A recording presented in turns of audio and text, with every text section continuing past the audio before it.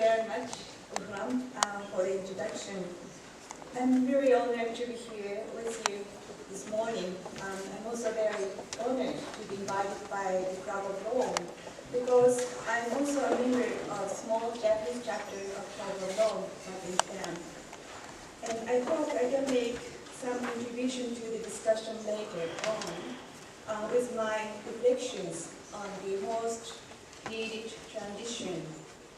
By the way, I drastically updated my slide, so I'm sorry that what I'm showing you today is different from what you have, so please forgive me for that. And this is a small introduction of myself. I have been working as an interface among sectors in Japan and the interface between Japan and the rest of the world. I am not a specialist in any sector or any academic discipline in sustainability. I have been working as the communicator for this field. So what you're listening today is the perspective of somebody who has been working in this field for 15 some years to make some differences. And I have been working for example, on the governmental commissions to combat climate change, and also biodiversity laws and energy and other problems. And I've been writing articles and books and giving talks to many people, and we have been consultancy work for companies. But what I found was that these are all symptoms, and the root cause we have to face and we have to address is the ever-growing appetite for the economic growth. So unless we have to do something about this, it is very difficult for us to solve the issue. And this is why I started my institute several years ago, the Institute for Studies in Happiness, Economy, and Society. Then I think on our planet, it is difficult to have infinite economic growth. And here and there, not only in Japan, but in the rest of the world, of course, there are many attempts or the initiatives are going on to create alternative paths for happiness and well-being. So back in Japan, our institute is creating some activities as research, publishing, information, giving, and the dialogue and networking with the world. And this is the title of today's symposium. But let me start, let me add, to start with, we have to cope with the stress of the future changes, of course, but we have to cope with the stress of current challenges. Then I'd like to talk the challenges we're facing in Japan. Of course, that is Fukushima, nuclear power plant accidents, and we have not solved this problem, of course not. And let me talk some current situation of this Fukushima. Now, I don't read out the numbers, but this is the status of the leakage of the radioactive materials.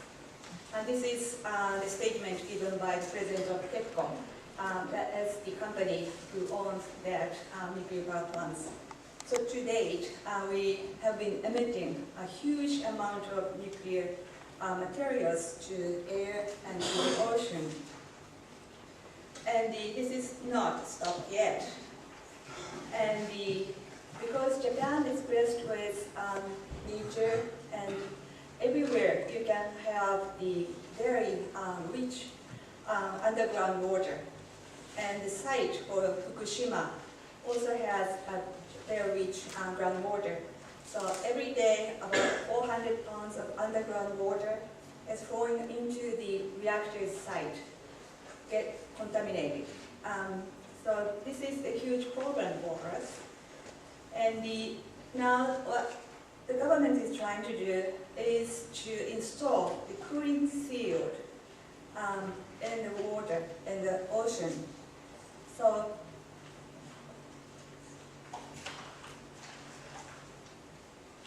sorry, this is Japanese, but here's the 1 to 4. This is close to the shoreside. And from the mountains, we have inflow of underground water, 400 tons a day, getting contaminated. So the plan is to install 1,550 pipes, these 30 meter deep, surrounding area here. So the length is 1.5 kilometer. And the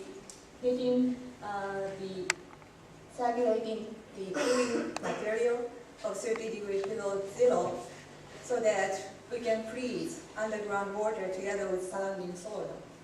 How do you think about that? But this is the plan, and this is what the government is trying to do. So the operation to install this freezing wall, so to speak, starts next March, and the operation is set to be continued until 2020. And the construction expense is, of course, huge, and that will be paid by the government, meaning that our taxpayers are paying this. And in order to maintain the freeze situation for a long time, the electricity cost is awful. And many people, especially the NGO people, are afraid of the power loss. What happens if the electricity stops? But this is what is going on in Japan.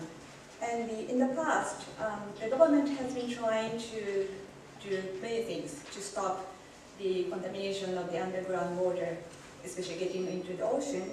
So underground water bypass or purification system for contaminated water. And many other initiatives have been taken, but without any good success. So nobody knows what will happen with this cooling shield operation. So I hope, not only people in Japan, but experts in the world can help us. But the problem is that the Japanese government and the TEPCO, the company of this operation, is so closed to the world. So after Fukushima, I have been contacted by many experts in the world. They're trying to offer their help, their expertise, their technologies to help us in Japan. But so I convey that message to the government, but the government says, thank you, but no, we will take care of these things by ourselves. So that is a problem. And also, still in Fukushima area, many people are displaced because some of the places cannot be habitable for 30, 40 years. Who knows how long does it take to have people again. This is the population of Fukushima prefecture after the accident, and many people left the houses and the region and their home ground, and they never came back. And we can expect many tragedies happening in Fukushima. Communities torn apart, family torn apart, many divorces because husband and wives have different opinion about where to live. And the suicide, and the biggest problem now Fukushima is facing is the economic damage because of the damaged image, because people in other area of Japan are not willing to buy especially the agricultural product from Fukushima. Of course, they are afraid of radioactive materials. So this is a very sad situation still continue in this region. And there are many debris, not only from the Fukushima accident, that is highly contaminated.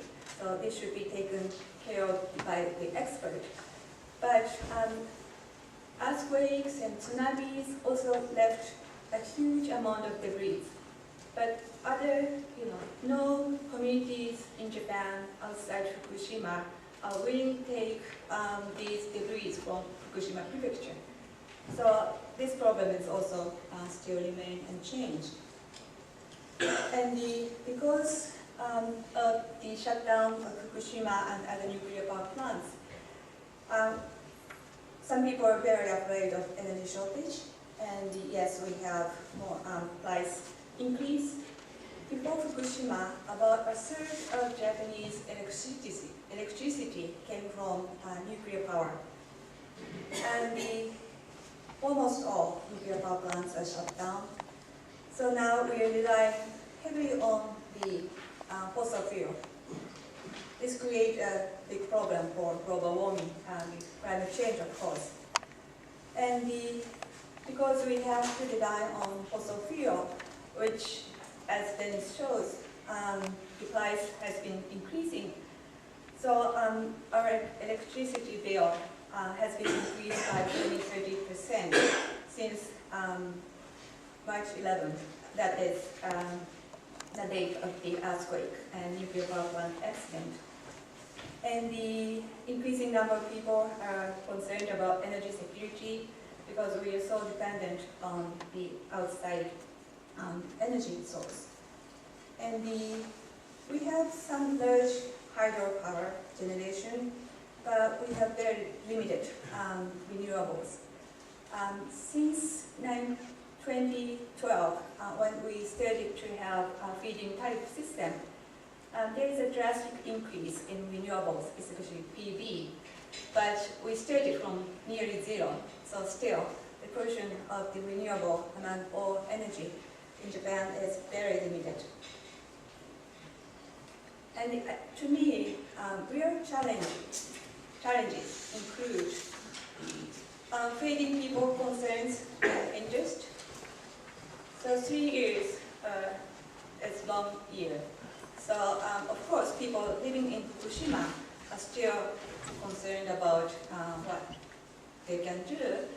But generally speaking, the concern level or the interest level among Japanese people are declining.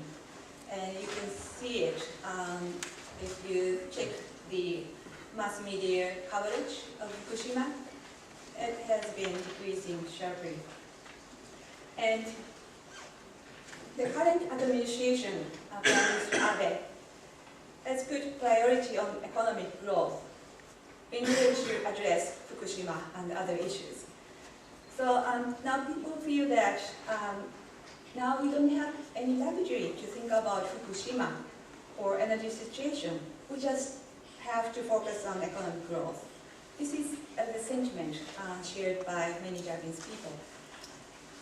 What we have to do is to stop and step back and think about this situation from structural level, but we have not done yet. And the previous administration tried to change, but they failed. And the general election, they were thrown out. Now the LDP, the traditional party, is in administration in Japan. So the Abe administration kicked out the anti-news guys, including myself, from governmental committees. So before Abe administration, I was a member of Energy Committee, which is the committee to create energy policy for Japan until 2030. And we have 25 members, and we have 8 persons, including myself, who are not for nukes.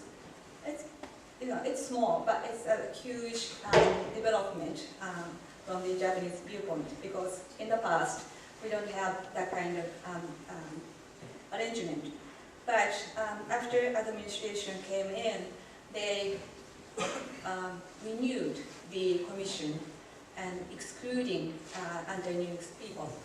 So now what we have is the government officials and committees who are doing their job as if there were no 3-point March 11.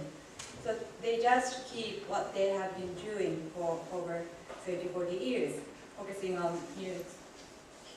And there is a notorious nuclear village, so to speak, that is a strong group of government officials, industries, academia for nuclear power. And they are not changed, they stay unchanged. And the current regulatory committee to oversee nuclear policies and operation is headed by a well-known proponent for nukes. And this morning I got the news from Japan. This regulatory committee approved the first restart of nuclear power plant in Japan. So the restart will take place in winter, I'm afraid. And the other problem is that we have very limited real journalism on mass media especially. So if you just watch TV and read national newspapers, you can get a very partial picture, not whole picture. But at the same time, we have very weak alternative media. So it is very difficult to get the message across. If we have this kind of meeting, we have like-minded people, and we can have very good discussion. But how do you go beyond that? That is a very big problem, and I think you can share the sentiment. And so the nuclear power plants, Sendai, that is the name of nuclear power plants, will start its operation very soon. But people nearby are very concerned about it because they have to create evacuation plan in case there is an emergency. But according to the evacuation plan, it will take 9 hours for some people to get out of the town. So it's kind of hopeless to have that kind of evacuation plan. So this is the current challenges we have. And together with current challenges, of course, we have future changes in Japan as well.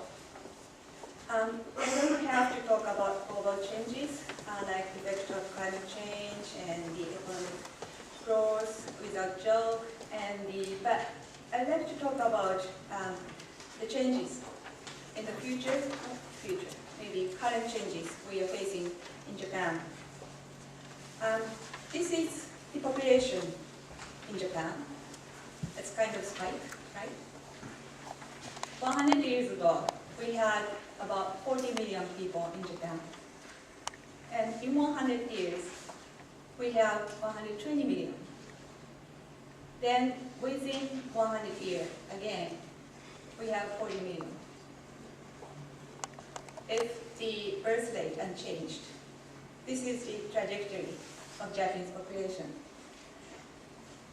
Of course, it's easy to have economic growth in this period, right? With more people, meaning more workforce, meaning more markets or more demands. But we already shifted to this ever declining stage. But still, the government and the industries and the economists are focusing on economic growth. 2% growth, 3% growth annually. That is the situation, and this is the aging ratio.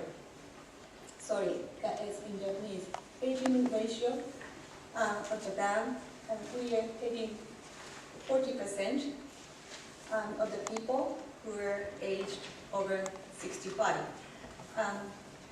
Now, if you come to Japan, you will see 1 out of 4 the old people aged over 65. By 2035, 1 out of 3 Japanese are over 65. By 2060, 2 out of 5 will be over 65. And then it's talked about growing population dependency ratio. And this is what we have in Japan. Now we have 2.57 workers supporting 1 senior citizens. But in 2060, 1.19 workers should support 1 elderly. So this puts a huge burden on the young generation. By the way, this is the aging ratio of other countries. So this red one is Japan, and this Italy, Sweden, Spain, Germany, France, UK, United States, and this is developing nations. So you are heading for 25, maybe 30% of aged people. But Japan is far ahead of the world. So this is the situation. As long as the as for the population decline and aging bracket. So what kind of stress we have to cope with because of these challenges and changes? And on the climate change front, we have been seeing increased severe rainfalls in Japan. Because of this, an average incident per year of mudslide due to heavy rain and flood has increased. And we have prediction by the Japanese government, the flood potential of rivers will be 12 times higher than the current one. So we have to expect more and more floods and the mudslides and suffering of the people. And we already have increased death toll from heat stroke. And at some point, 3 years ago, or 4 years ago, we had many people, over 1,700 people died because of the heat stroke. So we have to expect more of these numbers if we cannot check the climate change. And we are seeing negative effects on agriculture, on rice and fruit and others. And at the same time, we have to cope with stress from the population decline and aging society. And nowadays, people are talking about how to keep pension system alive, because it is projected that if we cannot grow our economy, the pension payment for elderly people will be reduced by 20 or 40%. So this gives government and economists an excuse to grow our economy.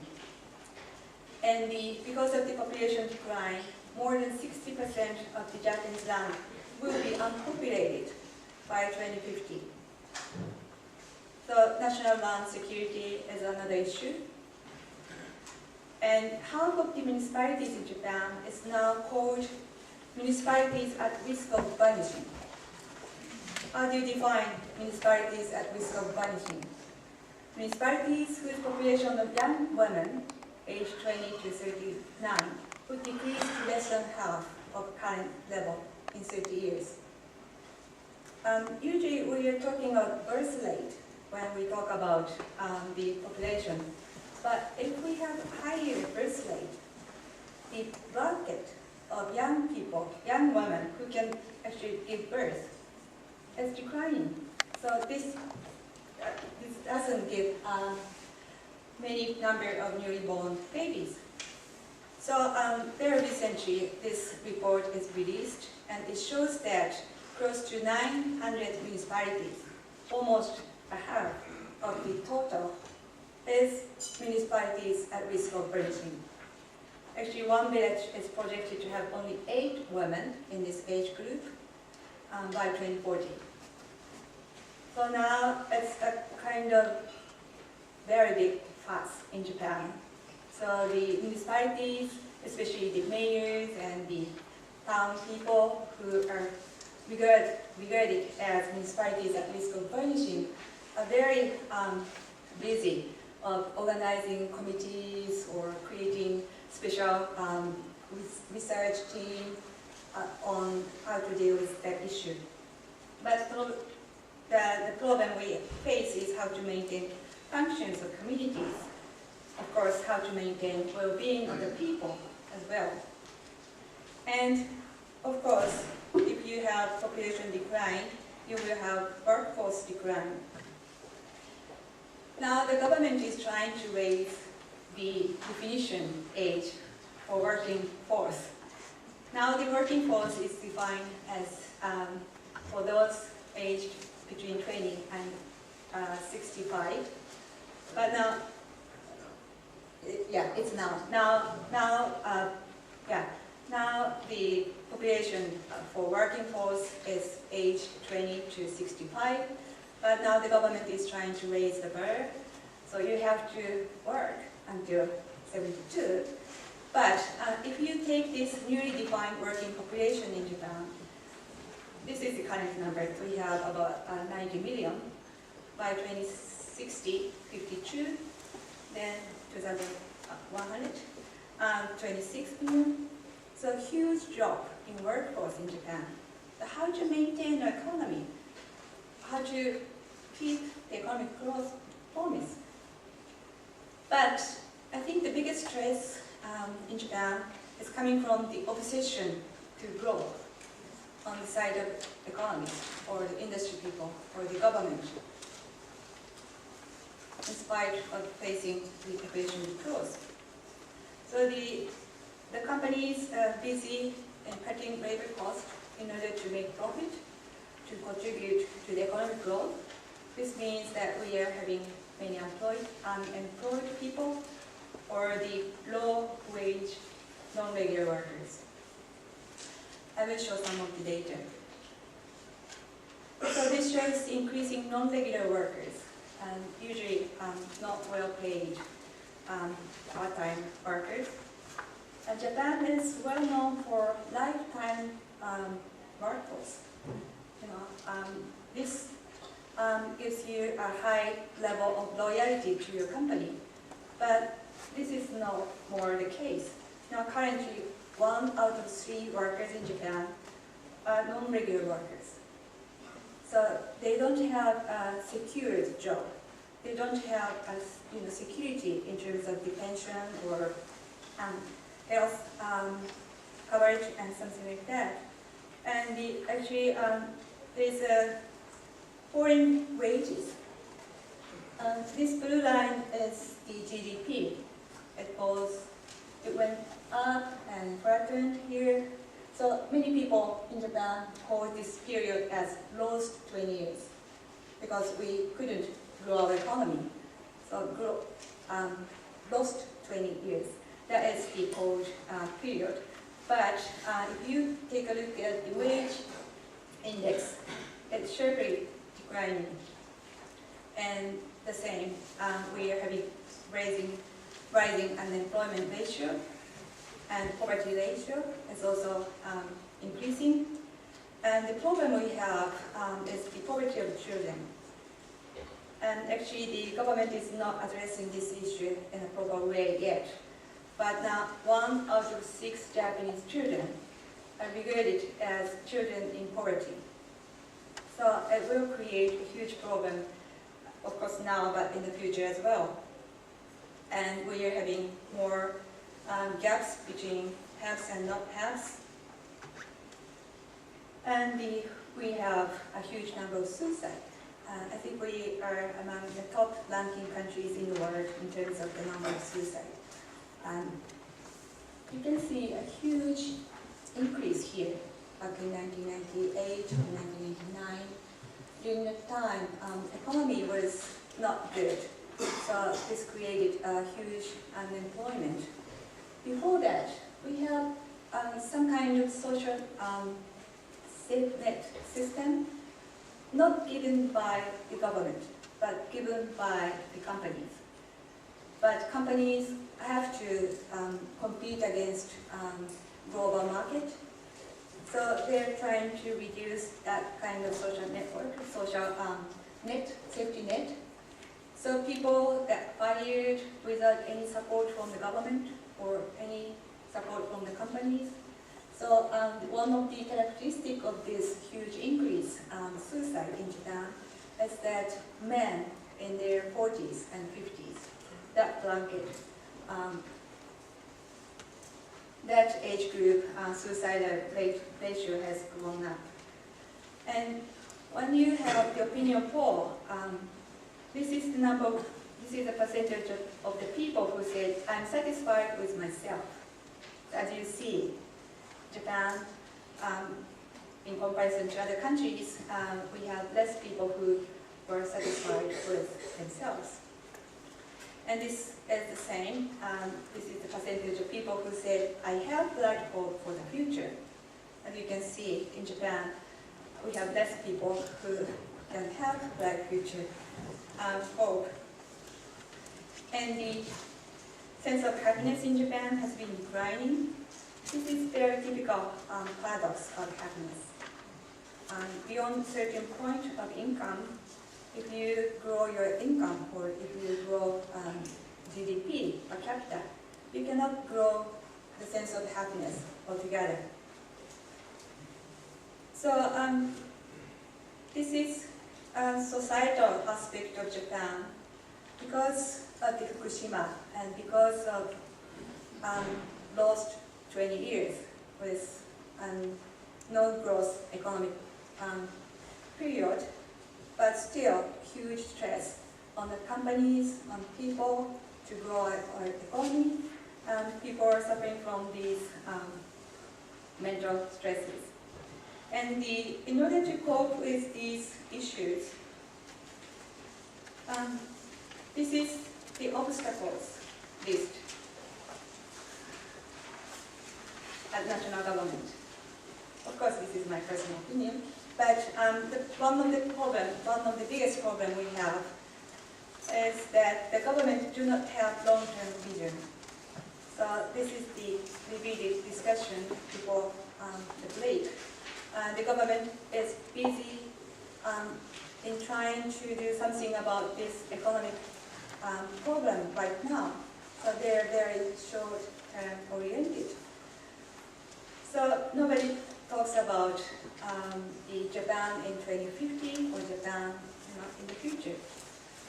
I'm not saying that the governmental people are stupid, but because we don't have the regulation or we don't have a system or monetary system or legitimacy to get governmental people to think about future. That is a big problem. And we don't have the adaptive policy making or adaptive policy management at government level. If government set the rule or set the policies, they have to obey to the end. So that is very difficult because, as Dennis said, shocks will come, but we don't know yet what kind of shocks, when, where to come. And as I said before, they are obsessed to growth and nuclear capabilities as well. And we don't have resilience thinking, even for climate change. I know European nations and the United States have already created, for example, strategy for climate change adaptation, but we don't have adaptation strategy for climate change in Japan yet. They just started the discussion about that. And another problem is that they don't have the willingness for public consultation at government level, because this is a very important point. Last year I came to Vienna and I had an opportunity to interview the key persons for your national referendum on nuclear power plants. And I wrote an article which was published in the well-known Japanese magazines. And the article was well received and giving Japanese people an idea of what could be done. But lack of public consultation or lack of government willingness to do public consultation is one of the biggest weak points we have. Because our government has no experience for public consultation, And as you may know, government needs president to do something new. So it's very difficult for them. I have been repeatedly offered the opportunity to do dialogue with people, consensus building, workshop, and the public consultation to the government. And every time they say, I know it's a good idea, I know this should be done, but there is no past history in the government to do that, so I cannot do that. That is the answer I have given all the time. And they don't have need, requirement, willingness, or tool or process for public consultation. So I think Austrian people and government can help us in that regard. At my institute back in Japan, we have been regularly held seminars with embassies in Tokyo. Embassy of Sweden, US, and China, and others. Now we are trying to have joint seminar with Danish embassy. Maybe in the future we can have joint seminar with Australian embassy people to talk about public consultation, how to get people involved and engaged and reflected their voice in the policy making process in Japan. And now I'd like to talk about the transition we have to make.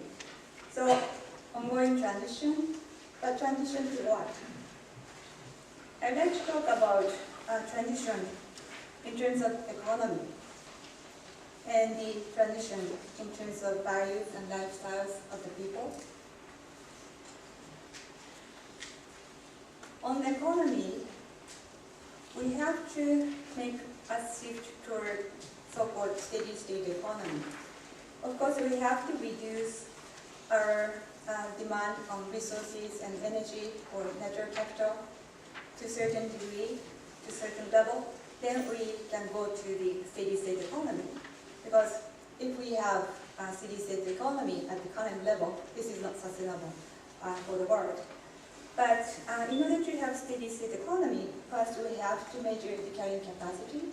Then we have to create a system to limit the harvest within the carrying capacity. With this in mind, I can find good examples in local areas, in particular fishery and forestry. Because Japan is an island country, so we feel the limit in a very clear sense, especially if you're working in nature. But these examples are now isolated initiatives. So we need to have a model to, or the frameworks or tools and processes for others to follow. And since I came here this time, I had some interview with journalists about degrowth movement. And so I hope that on this regard as well, I can exchange ideas and the practices with you in Europe. And the alternative transition we need, or the another transition we need, is toward local-based economy. In Japan, locally produced, locally harvested food, that is very popular. Now, increasingly, locally produced, locally consumed energy is becoming popular, especially after feed-in type system came in place. But we have to have electricity market reform first, because now we cannot do this in Japan. But it will come. And the focusing local economies, not only food and energy, but economy itself, is a big topic for many Japanese people. Actually, last year, one of the best-selling books in Japan, 500,000 copies sold, is talking about local economy initiative. And in the chapter 1, your example, Gishin, is shown as a role model for Japan. And in Gishin, people have replaced imported fossil fuel with locally produced renewables, biomass, while revitalizing local economy. So I think now Japanese people are coming to Gishin to learn more about their initiatives. What we need is to have indicators to measure this local oriented economy. For example, local multiplier index that can measure how many times the money is circulated within the region after it's put into the region. Many Japanese municipalities are very busy in trying to bring money from outside to the region. That is, of course, important. But after bringing in the money, actually most of the money just go out immediately.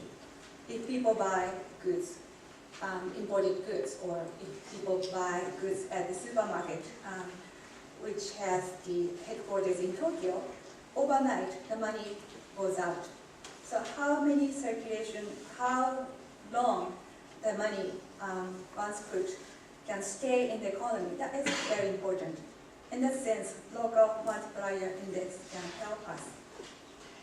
And of course, we have to make a transition toward not growth-oriented, but well-being-oriented society. At national level, the previous administration was about to announce happiness index for Japan. They did a very good job. They have a tentative list of questions as well. But when the other administration came in, they just canceled all the work. So now there's no happiness index movement at the national level. But if you take a look at the local level, over 22 local municipalities in Japan already created and using happiness index or the well-being index to measure progress and for the people. And as long as for the lifestyle and value change, I'd like to talk about 3D, which I have found in many grassroots movements, especially young people in Japan. This is not, something you can read in Financial Times of Japan. That's more underground movement. But if you come to Japan and if you take a look at how young people, especially young people with forward-looking, innovative and sensitive people, you can see these 3D movement. First D is the ownership of one's living, meaning that people are shifting from owning something to sharing something. So, of course, car sharing, bike sharing, share house, share office, share everything. That is one of the movement we have. The second D is dematerialization of one's happiness. In the past, people they found a sense of happiness by buying something, owning something. So stuff was very important. Of course, it is the same for many people in Japan as well. But increasing number of young people are now finding their happiness not from owning or buying stuff. Rather, they are having happiness from relationship with people and relationship with nature. So as Wolfram said, I'm a runner, and now we have 25 million runners in Japan.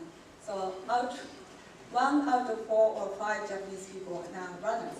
This is one indication of this. People are not spending their money to buy luxurious things anymore. People just go out, enjoying nature or running. That is the difference we have. And I also studied the candlelight movement in Japan. This is very simple campaign. Just turn off your light and computers and TVs for 2 hours, twice a year, to enjoy yourself, to enjoy the time with your family or friends. And there are many events on candle night. This is the Tokyo Tower, Eiffel Tower of Japan, so to speak. They joined our campaign and they turned off their light for 2 hours for this candle night day. And many people gathered. This is the temple in Japan, and to count down to enjoy the candle night. And this is the community level candle night movement. There was a small river there, but they were all covered by road. but on the night of candle night, they created the shape of the river with candles. So this is very important for town people. And lastly, the third D is demonetization of one's life.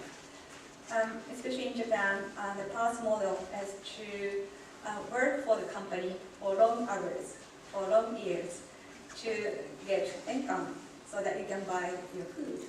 But nowadays, increasing number of young people are trying to have the lifestyle called half farmer, half X, meaning that you spend half of your time for farming so that you can get food for your family. And you can use the rest of the time for whatever you wish to do to get some income. So I have a friend who can code as a farmer, farm writer, and one of the NGO members of my organization is half farmer, half NGO member. So this is a shift away from money-obsessed lifestyle. So you can see these positive developments, especially among young people, because as I said, we have now the last 20 years. This means that people under 20 have not experienced growth, not at all. So they don't know what growth means. So they don't have to have growth. It's very natural for them, not relying on growth. So there is a huge gap between the old people, old generations and young generations over the necessity of growth. And last year I'd like to talk about our transition toward renewed tradition. And back in 50th century, we have Edo period of Japan that lasted for 265 years. During that time, Japan had a closed policy. So we were closed to the world. There was no exchange of people, materials, energy, anything between Japan and the rest of the world.